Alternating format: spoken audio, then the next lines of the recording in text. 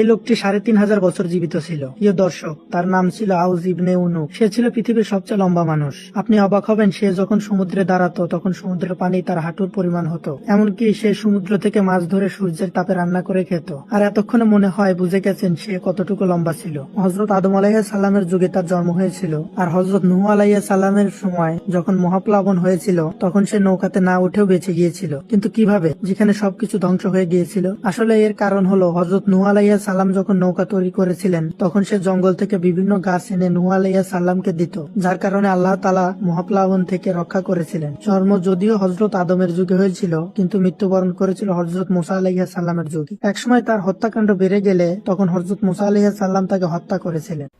আল্লাহ, মানুষ দেখেন, মানে পৃথিবীতে এরকম বাংলাদেশ, মানে বাংলাদেশে আমাদের সারা বিশ্বে এরকম লম্বা মানুষ আছে নাই?